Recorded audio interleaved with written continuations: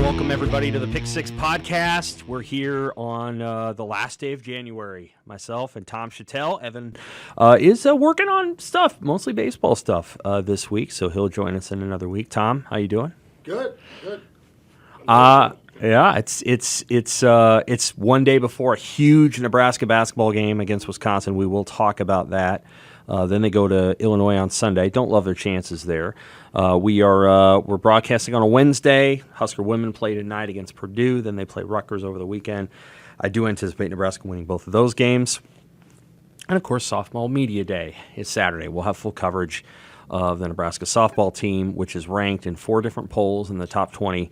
And cool for them. We'll talk about basketball in a minute, but I want to start with a conversation that Tom had with the NU interim president, Chris Kabourek, over the weekend, and B, how that kind of ties into the news that Nebraska is now a $200 million revenue school, and one of the few athletic departments that can say that, and one of the few in the Midwest that could say it. Let's be honest, there aren't really any in the Midwest that you would call that unless you think Ohio State's in the Midwest, which I don't.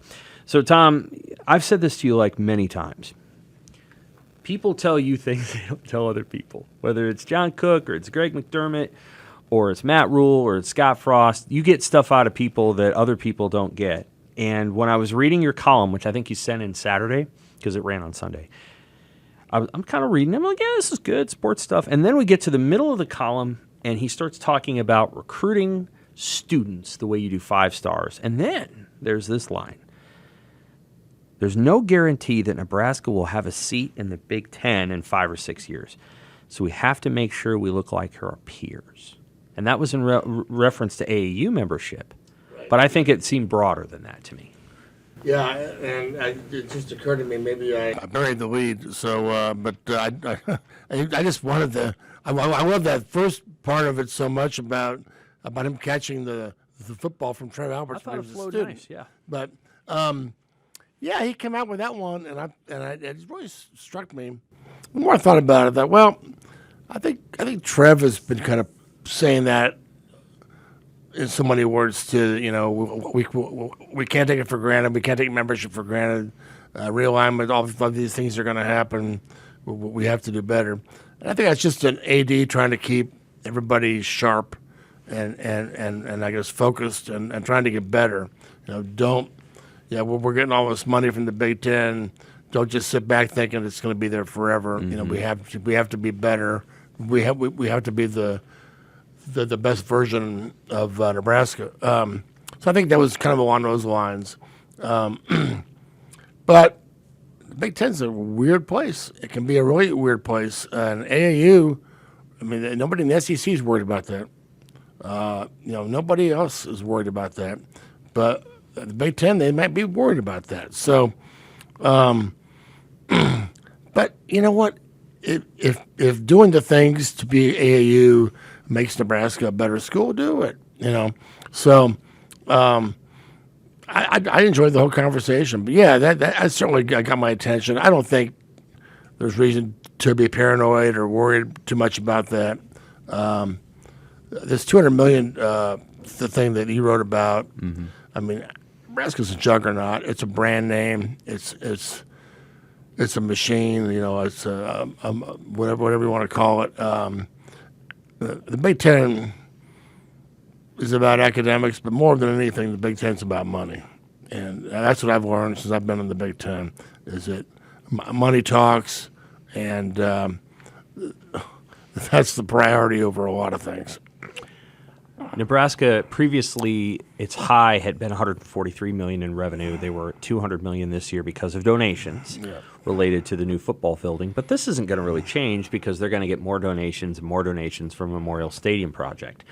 The $200 million that I'm talking about is a fiscal year that started in July 1st, 2022, and ended June 30th, 2023. People will know that predates both the Volleyball Day in Nebraska and the big fundraising push for the Memorial Stadium project, which began sometime, August, September, somewhere in there is when they kind of fully unveiled the plans. So the revenue is probably going to go up in the following year. Nebraska's never been close to this number before. And there are schools that easily surpass it. Ohio State is the number one revenue-generating athletic department in America. They are at $279.5 million, I think, this year. And that's the highest ever, with the exception of a single year where Oregon was over $300 million because I think, what's-his-face, Phil Knight gave some money for a track stadium. And so Ohio State's the lead dog. Texas A&M is actually number 2, and Ohio State poached at Texas A&M's AD. Texas is third. And then you basically have a group of Big Ten schools. I mean, there's Michigan's in there, Penn State's in there. A lot of these schools make a ton of money. Up until now, Nebraska was about 10th or 11th in the league. They'll probably be 3rd or 4th or 5th in the league this year. But I think the point that you make about the point that Chris Kabourek made about keeping up with your peers, I do think that some of that comes from Trev. And I just think there's an onus now of like, hey, this is no longer the time to be happy and complacent that you're in the league that you're in. You have to find a way to get better and win. Start to turn that money into victories. What I really got out of that conversation too is I think it's smart to take a sports approach to that job and to the whole school. People who give money understand sports. Not everybody's a big Husker fan, but a lot of the money people are, and they certainly understand. If you're going to give, if your goal is to give to academics and get that thing going, and because they've got to cut budgets. People who have money understand sports. They understand what competition on that part is all about. So if you can get them to think academics is the same thing, maybe they give to academics as well. So, but yeah, those numbers you threw, did that include donations? See, I think Nebraska hasn't won in football, and that's an incredible number for not winning in football. But they've also had a couple projects with a lot of money coming in too. So that's right. But what I've said, Sam, is people forget, the people who didn't either don't remember or weren't part of it, but we forget what it's like to be in this state when Nebraska football is winning, and when they're winning every year, and when they're in the mix for championships. It's a different place to live.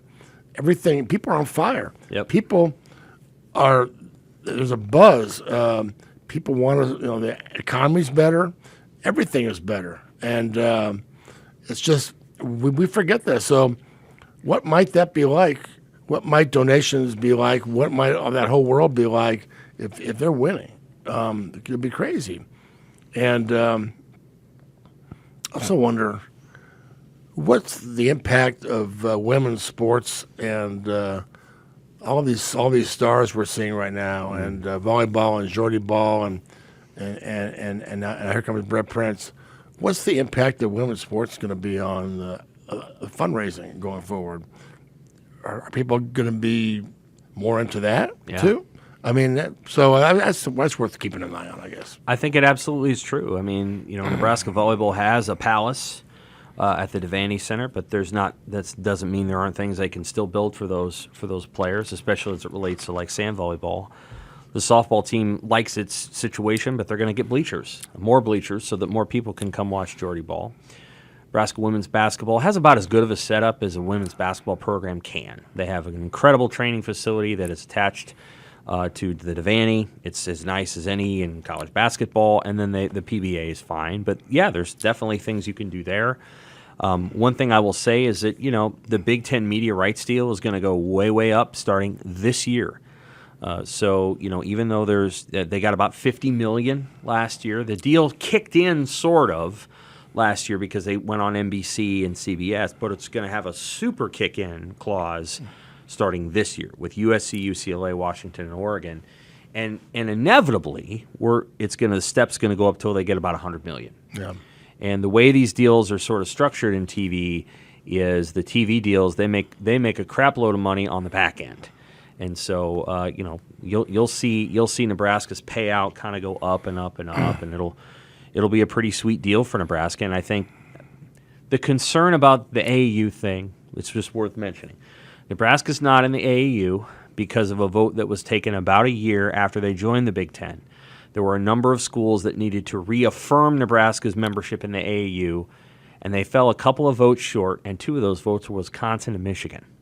So Wisconsin and Michigan basically turned their nose up at a school that they voted to come into the league. Yeah. Some of it is related to the way that the organization is between the University of Nebraska-Lincoln and the UNMC Medical Center. That's going to change. There's going to be some sort of reporting structure that alters, and I think Nebraska thinks they'll be able to get back in the AAU once they can count UNMC as part of that process. Which they should be able to. I agree with you. I don't really understand it personally. Yeah.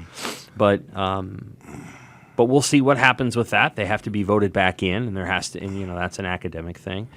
But I don't think it's just that. I do think that Nebraska athletics needs to start to win in what I call the sort of the $1 million club, and that's the sports that have 1 million viewers for their championships. And of course, that's football, men's and women's basketball, baseball, softball, wrestling, gymnastics, which is very popular on a national level, mostly in the SEC.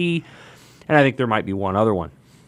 Nebraska's really good in some sports that other teams aren't good in. Bowling, track and field, some others. They got to get better in the big ones. Well, I'm really, softball comes out this weekend, and I'm really intrigued by that because, Sam, I how this place is with winning, and if you're winning big and you have a local kid that's the star, yes, and people, I think, just how crazy is it going to get this spring? And I guess the question is, how much are they going to win? Are they going to go to another level? Are they going to be one of the a top 10 team? And I just think this is going to be fascinating to watch because people love winning. They've been starved a little bit in some ways, especially in the spring. Baseball had the 1 year, but they haven't really delivered every year.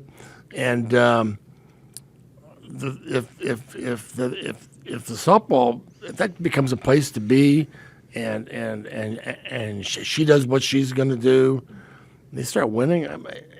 I think it's going to be great. But it could be, we'll have to cover the hell out of it. Oh, yeah. It'll be great. So I'm looking at that. I think, what is going to happen here? Softball's a great sport. I like it for many reasons, including the fact that it's played at a pace that gets the dang game over in 90 minutes. I think I can speak for my family, too, and my family's kind of a softball family, my nuclear family. They like it for that reason, too. To be clear, I love volleyball, college volleyball. They got to find a way to get that thing shorter than 3 hours with the matches, though. It's too long, and they got to find a way, and they'll figure it out. But softball is perfect. It's made for TV. It's fast-paced. There's a lot of energy. The uniforms tend to be way better than the ones they have in baseball. And, yeah, Nebraska's got a star. And Jordy Bowl is not just a good player, but she's the whole thing, like the eye paint and the whole aura. And if she's good and Nebraska's good, that's going to be one heck of a party. And she's basically pledged to be out there among the people and really sell it. That's going to take her to a whole other level too. Now, she was surrounded. She was the MVP of the last 2 national titles, but she's surrounded by a lot of great players at Oklahoma. So, that may not have all that with her right now, but a pitcher can dominate, and it can dominate every game. They can keep going, and I look forward to. There's certainly a softball fan base, but I look forward to seeing all of us becoming softball people. So that's great. Big fan of the sport. Let's go briefly now to Nebraska men's basketball. Yeah. So they play Wisconsin Thursday night.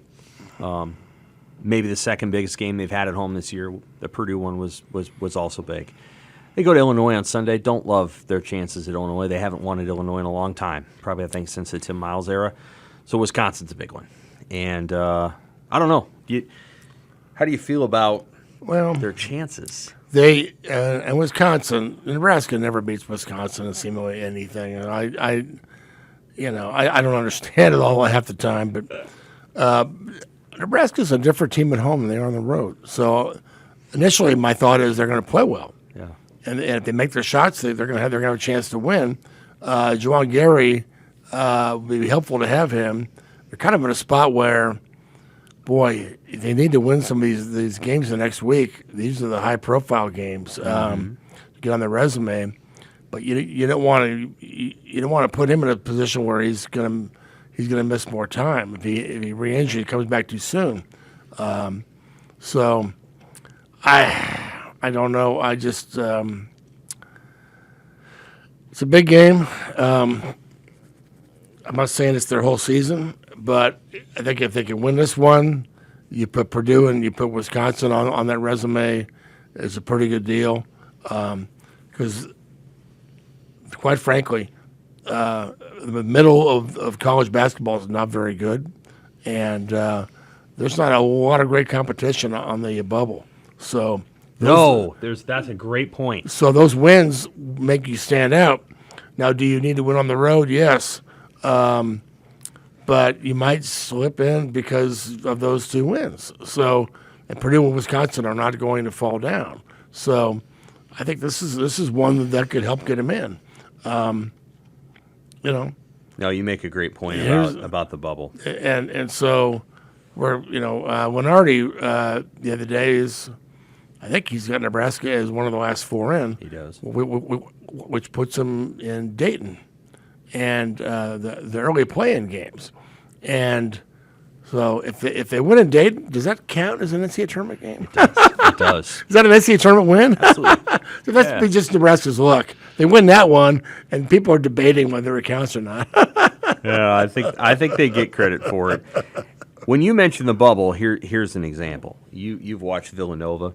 That's not a team I'd want to play. They're pretty tough. They're 11-10. They're not. They're going to finish at 16-15. But I wouldn't want to play them if I was in the tournament.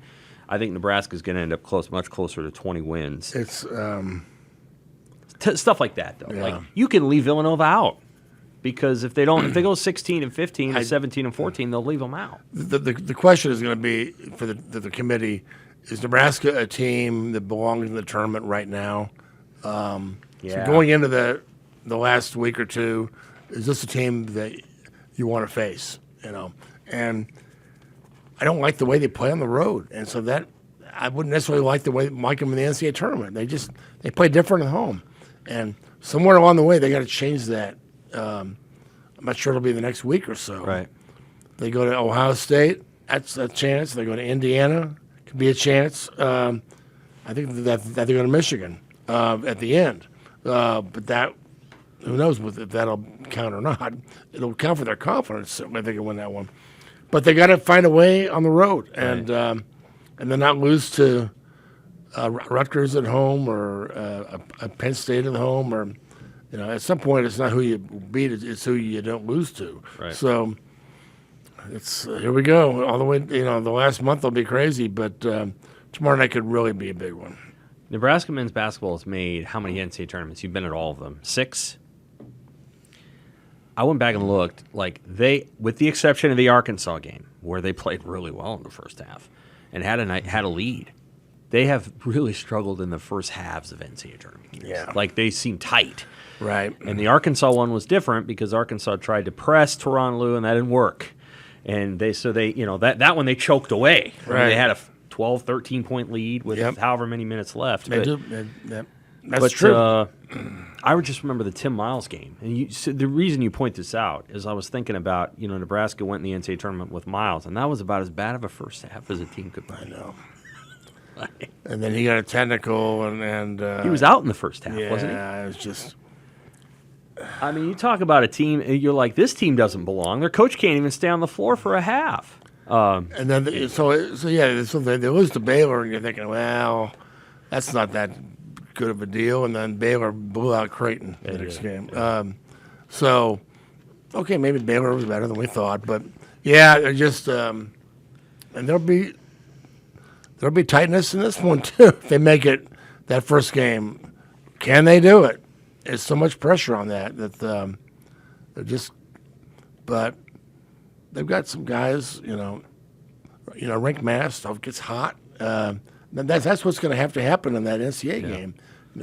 Casey just loses his mind and makes everything, and they have one of these games where they just make all these shots and they don't miss, and rebounding isn't necessarily a factor because the ball's going in. The term is about matchups, but you got to show up and you got to score points too. So I hope we get to find out. We'll see. Yeah, it's always been me too. Do you think Nebraska's going to win tomorrow night? You're not sure. Kind of right on the line. I didn't think. I thought that they might be Purdue because Purdue has kind of come in there and not played well, and Wisconsin always plays well. And they always come in there and again, Nebraska never beats Wisconsin in anything. I mean, it's just women's basketball. They finally got them in volleyball this year. They got them back in volleyball, but they just have this stranglehold over it. I just, what? Chucky Hepburn loves to come in and do that. Do it to him, and I'm gonna be there and I'm gonna watch. I'm not gonna pick. Because if I had to pick, I'd pick Wisconsin. But I think Nebraska plays better at home. This is a team that can certainly match up well against anybody in the Big Ten if they're playing well. So we'll see. The crowd will be, I would guess, sold out or, it'll be crazy. It's so, but Brenneberg's really fired up his team, and I know you got to get going. He's turned up the flame after that Maryland loss. He's been ticked. Yeah. We're going to see if it works. We'll see if it works. All right, that is our Pick 6 podcast for this week. We'll be back next week to talk about any remaining recruits that Nebraska signs from the second signing day. Kind of hoping Matt Rule talks. We'll see. And I'll have more from my conversation with Trev Alberts, who I'm going to be talking to this week. Thanks for listening, Husker fans.